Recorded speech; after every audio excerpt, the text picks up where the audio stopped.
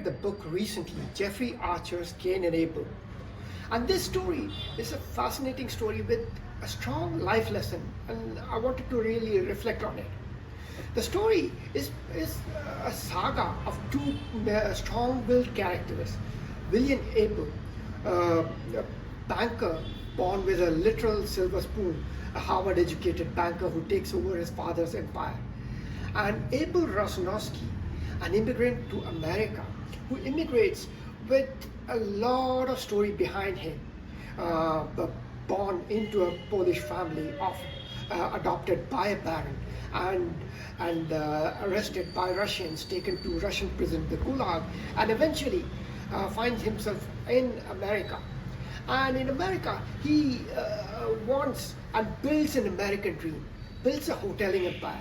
But during the Great Depression, that empire of Abel Rosnowski starts floundering, and he is desperate for a cash infusion and goes to the bank of William Kane for a loan.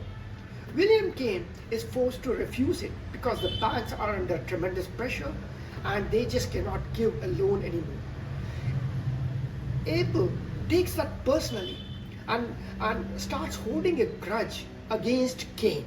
And this grudge, the fact that he did not get the loan, is something he carries for years and years.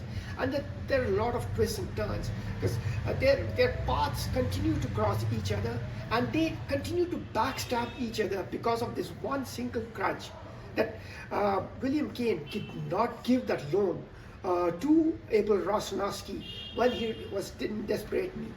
And the story continues. And this story is reminiscent of what we see in our real lives all the time, in our personal lives, in business lives, when we tend to hold a grudge for petty matters, or maybe something we feel very strongly about, but something we cannot reconcile, let go, and move forward. Let me give an example of a friend of mine who was in that similar situation. He moved back to India from the US, a very close friend of mine. After moving back, because parents' health was failing, he looked at his parents' books, started helping them financially, and discovered that his father had taken a huge loan from the bank, reverse mortgaging their property.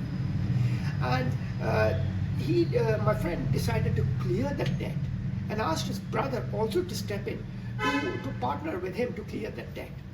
Brother refused because he had migrated to England and didn't want to look back.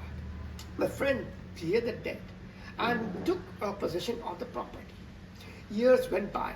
My friend's brother came to visit them, visit my friend and his parents, during his dad's funeral. And at that time, discovered the value of the property had doubled since my friend had taken over the title. Now he asked his brother to reset the title and said now he wanted the fair share of the market value in the present. My friend was surprised because he had already settled the debt, settled his brother's share years ago, and he was not willing to look back. Whereas the brother started holding a grudge against his brother for this matter. And this grudge continued for years, just like the story of Kane and Abel. And we see a similar story play out in our business world, where business families continue to be rivals, hold old grudges over matters that people may or may not remember the details about.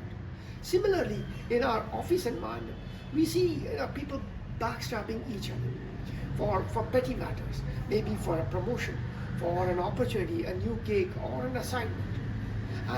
And when you're backstabbed or you feel you're being slighted, you start holding a grudge against that colleague or your boss. And that grudge, that feeling of resentment doesn't go away, just like that story of Kane and Abel. And this is something I've been reflecting on. But towards the end, Jeffrey Archer shows us, yes, it is good to reconcile because life is too short to hold such grudges. But in real life, there are times when we hold the grudge, we are not able to reconcile and move forward. We need to learn that lesson and to be able to do that. Business life or work life is too short to hold grudges and to carry them. And that's a key message I take from that novel.